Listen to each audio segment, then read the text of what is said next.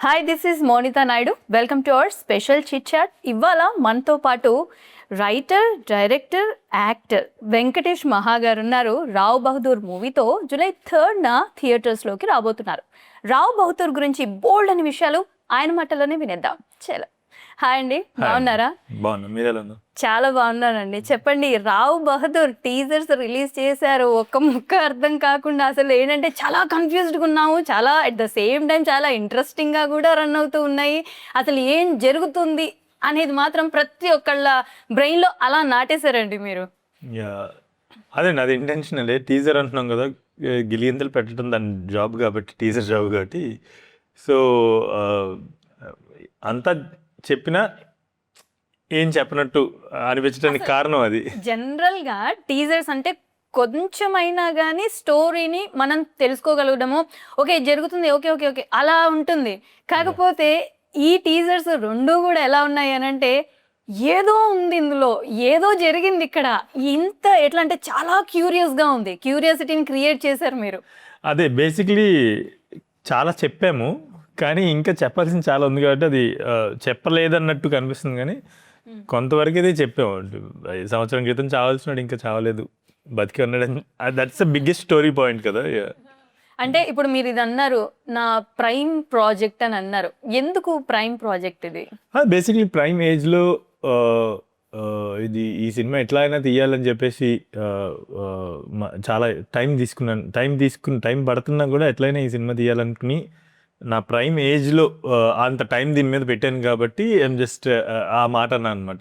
ఎప్పుడు రాశారు? I mean ఎప్పుడు ఇదంతా అనుకొని రాయడం ఇదంతా ఎప్పుడు జరిగింది? 2020 అండి. 2020లో స్క్రిప్ట్ రెడీ అయింది.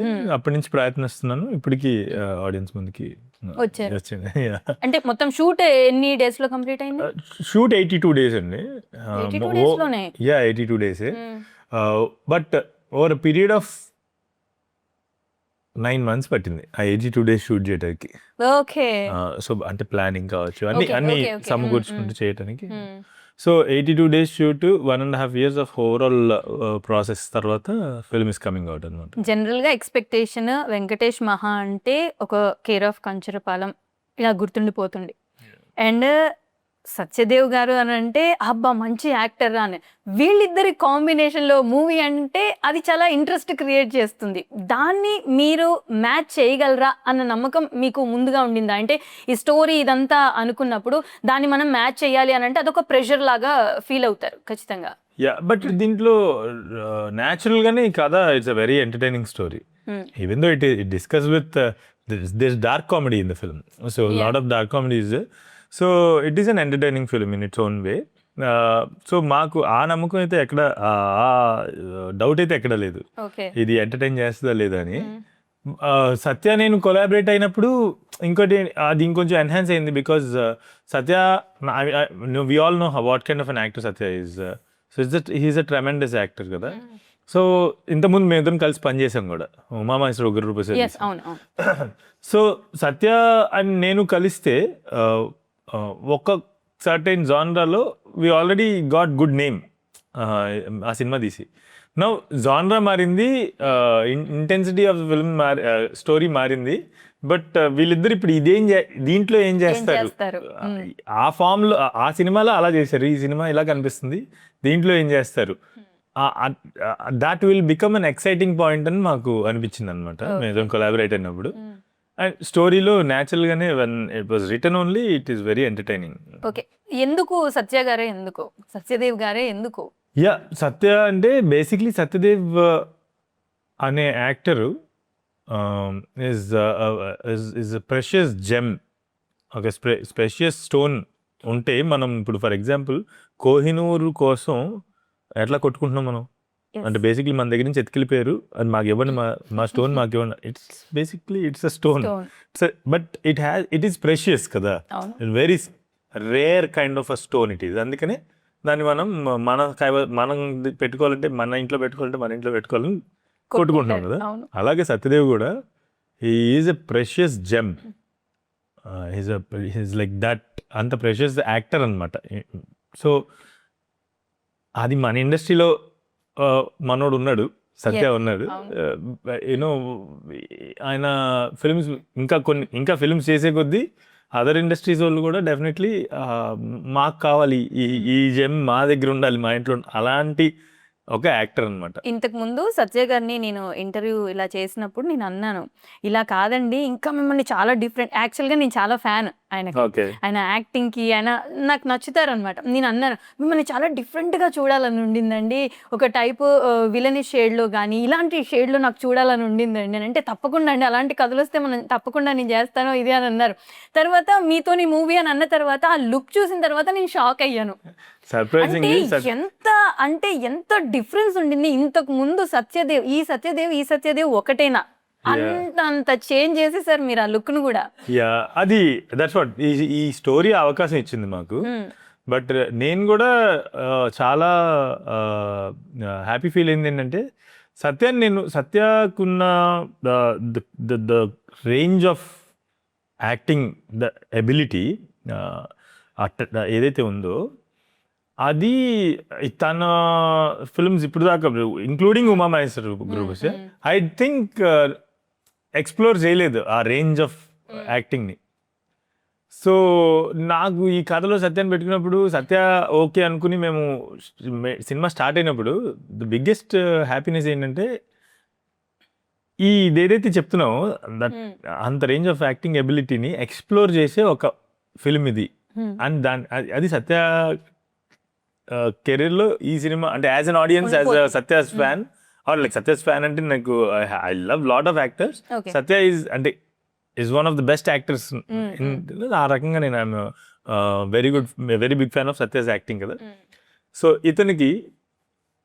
ఇతని రేంజ్ ఆఫ్ పర్ఫార్మెన్స్ని చూపించడానికి ఒక కథ దొరికిందని నేను కూడా అనుకున్నా. అసలు చాలా అంటే చాలా, అసలు వీఆర్ షాక్. చెప్తున్నాను కదా, ఆ డైలాగ్ డెలివరీ, ప్రతి ఒక్క వచ్చే డైలాగ్ అండ్ అవి అన్నీ కూడా ఒక టైప్ ఆఫ్ కామిక్గా లైక్ ఎంటర్టైనింగ్గా అన్ని రకాలుగా ఉండి దాంతో పాటు ఆ గెటప్లో చెప్పడం. అండ్ గెటప్ విషయానికి వస్తే ఇంకోటండి, ఎలా దాన్ని బేర్ చేయగలిగారు, అంత మేకప్ వేసుకొని అన్ని గంటలు కూర్చొని, ఆయన నాకు తెలిసి చాలా గ్రేట్ అసలు, అంత మేకప్తోని దాంతో ఉండడం. అది మాత్రం సత్యాకే అంటే అది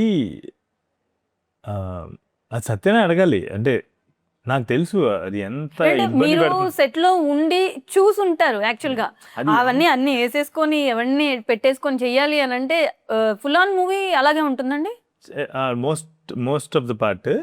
అయితే అది చేస్తున్నప్పుడు నాకు తెలుసు ఎంత హింస అనిపిస్తున్నాడు ఫిజికల్లీ అనేది నాకు తెలుసు.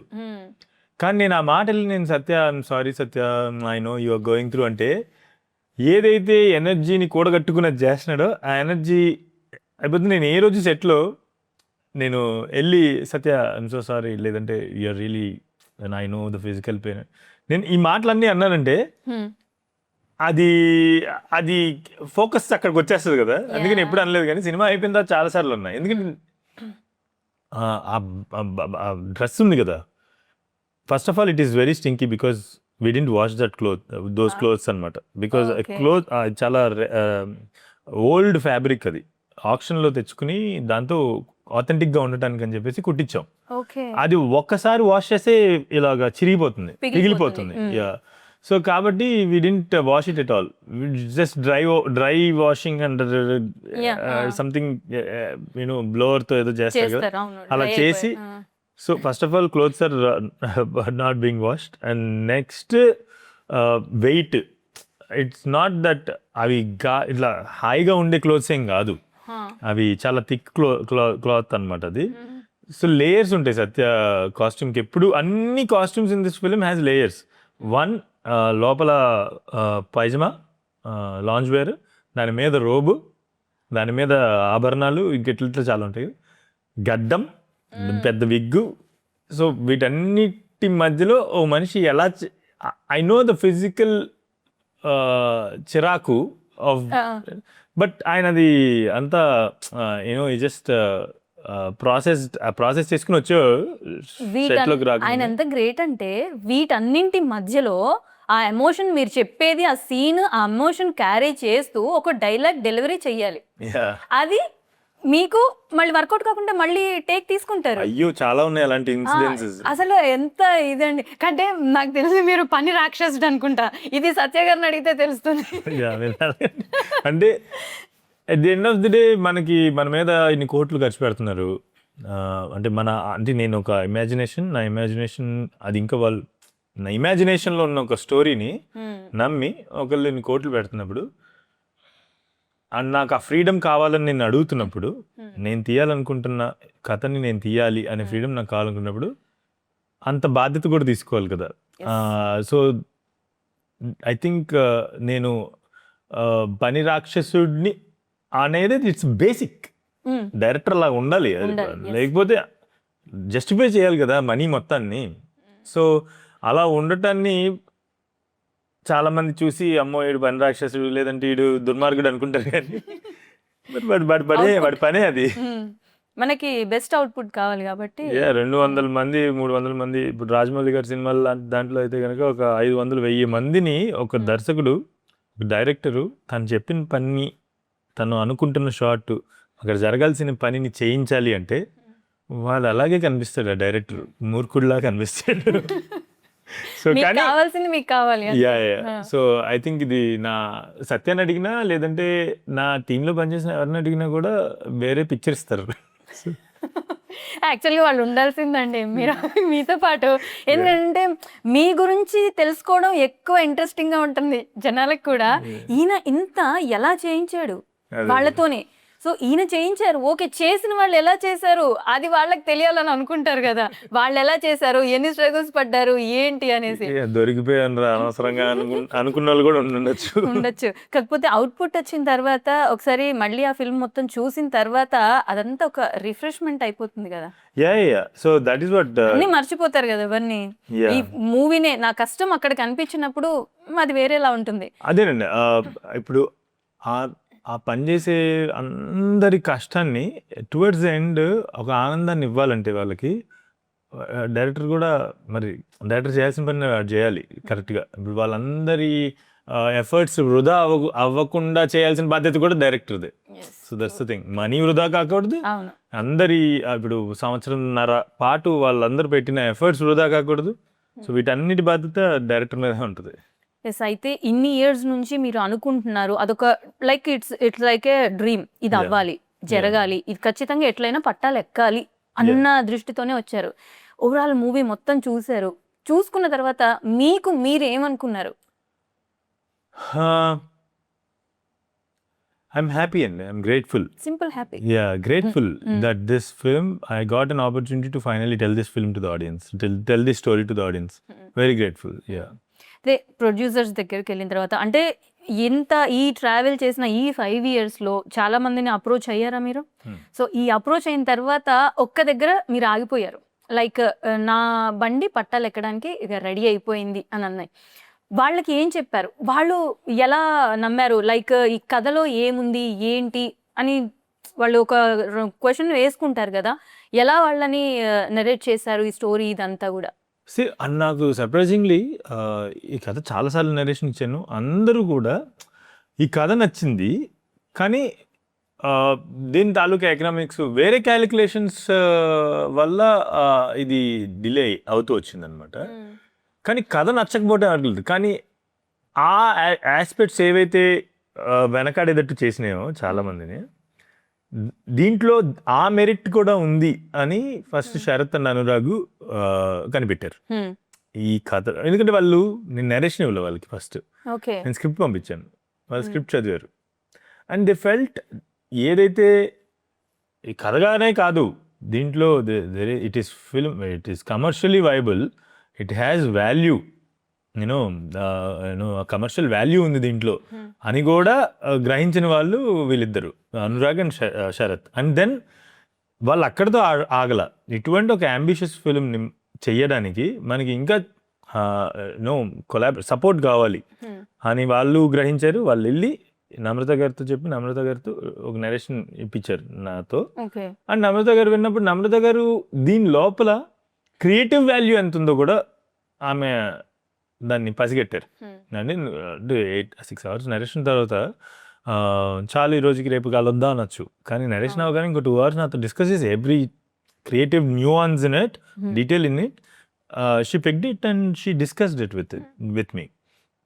సో ఆ రకంగా నాకు తర్వాత గోపాలకృష్ణారెడ్డి గారు, ఆయన కూడా కథ విన్నప్పుడు ఆయన ఏదో ఫ్లైట్ టైం అవుతుంది క్విక్గా వినాలి, హాఫ్ అన్ అవర్లో విన్నారనమాట. ఆయన హాఫ్ అన్ అవర్లో నేను చెప్పాను కదా, ఆయనకి ఆ హాఫ్ అన్ అవర్లో చెప్పినా కూడా దీంట్లో ఉన్న క్రియేటివ్ డీటెయిల్స్, ఈ స్టోరీ ప్లాట్ ఏంటనేది చాలా క్షుణ్ణంగా ఆయనకి అర్థమైంది. సో నాకు ఆఫ్టర్ సో మచ్ జర్నీ ఈ కథకి కావాల్సిన కొలాబరేషన్, కావాల్సిన ప్రొడ్యూసర్స్ ఎలా దొరికారంటే దీంట్లో ఉన్న క్రియేటివ్ వాల్యూ కాదు, కమర్షియల్ వయబిలిటీ కూడా ఏంటనేది గ్రహించేటువంటి ప్రొడ్యూసర్స్ దొరికారు నాకు.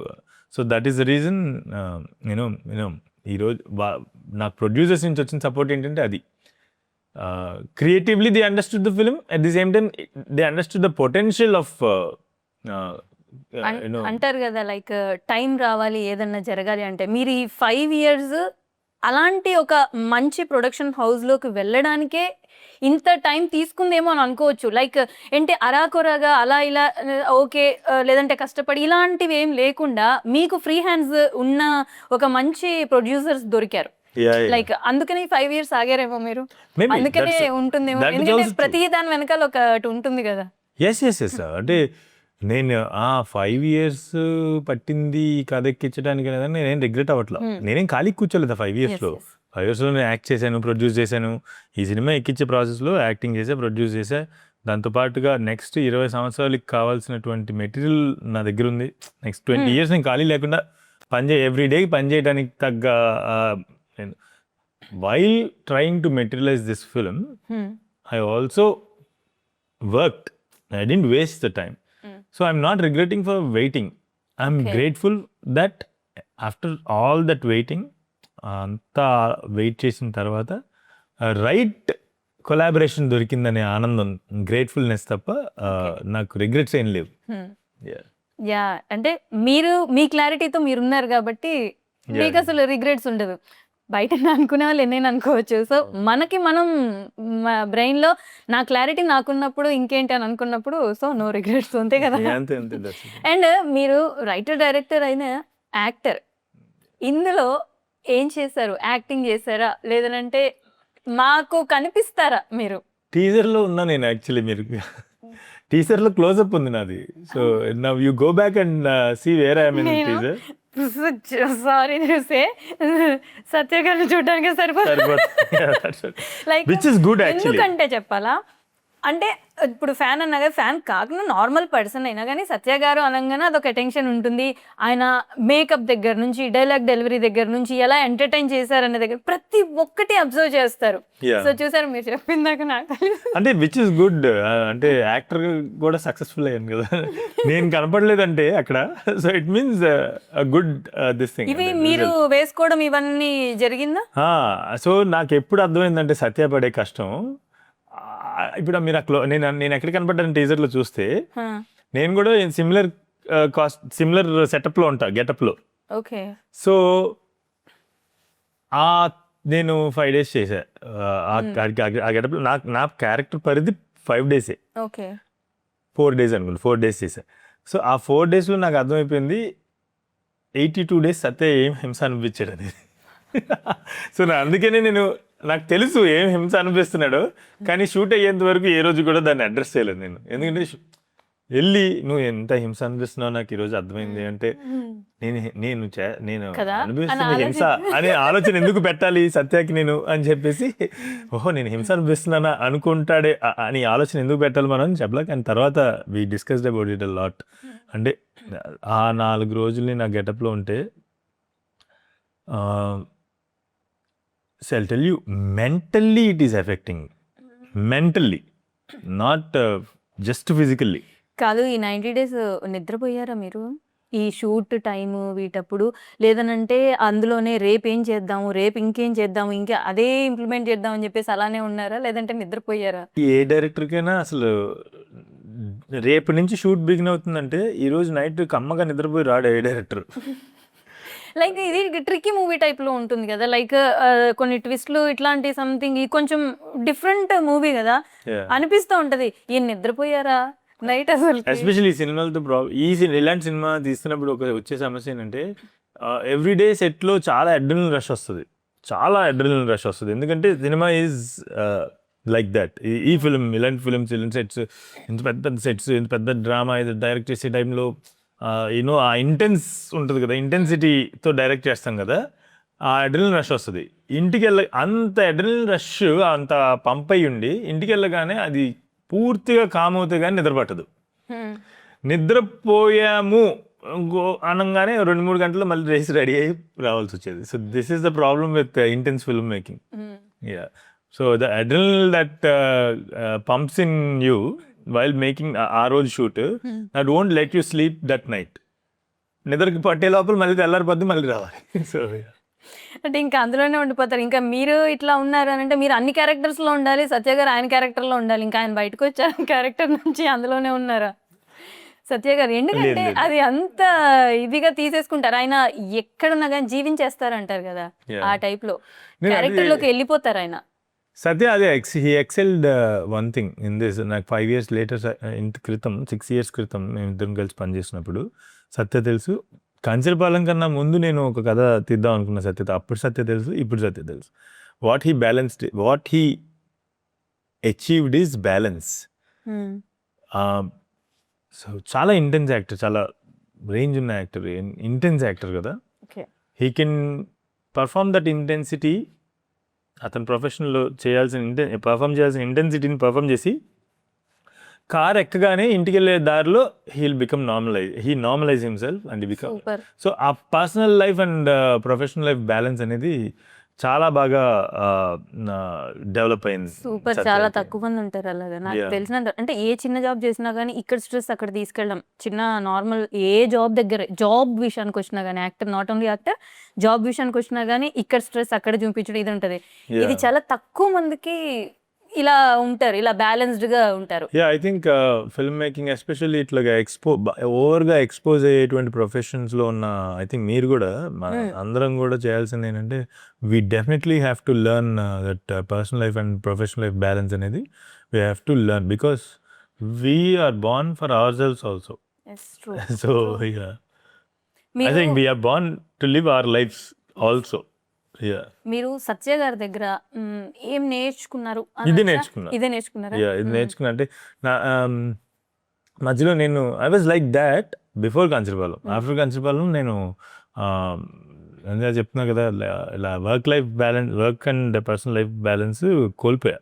ఒక పాయింట్లో వర్క్ అంటే 2 o'clock 3 o'clock దాకా, అంటే పని రాక్షసుడు. ఒక యాక్చువల్లీ ఒక మంది ఎవరు అన్నారు, you are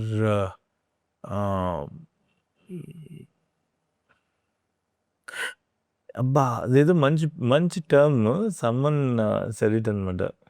you are abusing yourself working అని చెప్పి సంథింగ్ ఆ స్పేస్లో ఏదో అన్నారు అనమాట ఒక పాయింట్లో. So I was working like that after Kanchirapalam because nothing was working for me. So even though I made multiple films, multiple jobs చేసిన యాక్టర్గా, ప్రొడ్యూసర్గా, యాజ్ చాలా థింగ్స్ వర్క్ అవ్వట్లేదు. I was working so hard, ఇంకా ఎక్కువ పెట్టేసేవాడిని work efforts, ఇంకా ఎక్కువ. మనం పెట్టే ఎఫర్ట్స్ సరిపోవట్లేదు. Will put more efforts and let's do more work అని నేను ఆల్మోస్ట్ అడిక్టివ్ అబ్యూజివ్ స్పేస్కి, అదే ఏదో అన్నారు, అది నాకు చాలా ఓ అవునా అని. సో యూఆర్ డూయింగ్ టాక్సిక్ లెవెల్లో వర్క్ అబ్సెషన్ సంథింగ్ ఏదో అట్లా ఏదో అన్నారు, గుర్తు రావట్లేదు నాకు. సో లీవ్ ఇట్, పక్కన పెట్టేస్తుందని. సో అలా ఉండేవాడిని. అంతకుముందు అలా లేను నేను చాలా life and professional life, personal life balance చాలా ఎక్కువ ఉండేది నాకు కంచరపాలెంకి ముందు. సో అది ఎక్కడో మిస్ అయింది. But after all these years Satya ఏదైతే work and professional and personal life బ్యాలెన్స్ని చూసి తన it triggered a change and lot of other factors that many personal factors also help or like brought me back into myself anamata. So now work and professional life balance వచ్చింది మళ్ళీ తిరిగి వచ్చింది. Okay, మీరు నిజం తెలుసుకున్నారంటారా? So అంటే మన అసలు ఏంటని తెలుసుకున్నారు? మనం ఎరగబడి పనిచేసేయటం వల్ల జరగాల్సింది జరిగేటప్పుడే జరుగుతుంది అని. సో అయితే మ్యూజిక్ విషయానికి వస్తే, మ్యూజిక్ ఏ మూవీకైనా కానీ బ్యాక్ బోన్ లాగానే ఉంటుంది. లైక్ ఇట్స్ సెకండ్ హీరో అంటారు. ఇందులో ఎలా ఉండబోతుంది? ఎందుకంటే ప్రతి సీన్ని ఎలివేట్ చేయాలి, ప్రతి దగ్గర ఎలివేట్ చేయాలి, ప్రతి ఎమోషన్ని, ప్రతి దాన్ని కూడా ఎలా ఉండబోతుంది? సో ఈ ఫిల్మ్లో music Smaran Sai is music director.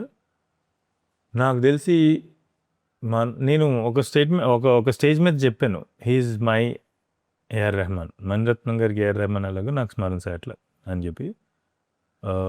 One of the greatest music directors అవుతాడు Smaran. And this film will give you one of the అంటే వండర్ఫుల్ మ్యూజికల్ ఎక్స్పీరియన్స్ ఇస్తుంది ఈ cinema. So that is what I could tell about music. And also alongside నేను cinematography గురించి కూడా చెప్పాలి. Karthik is my DOP. He's one of the most talented cinematographers DOPs I have ever met. He is super talent. And especially the I he has, the sense of lighting he has is something very unique to himself.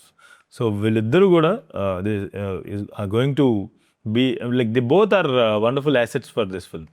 నాకు తెలిసి DOP చాలా జాగ్రత్తగా ఉండాలి. Tricky and typical job.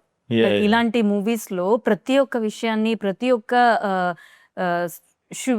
ప్రతి సీన్ని కూడా చాలా ట్రిక్కీగా జాగ్రత్తగా చూస్తూ ఉండాలి, ప్రతి ఒక్కటి అబ్జర్వ్ చేస్తూ ఉండాలి.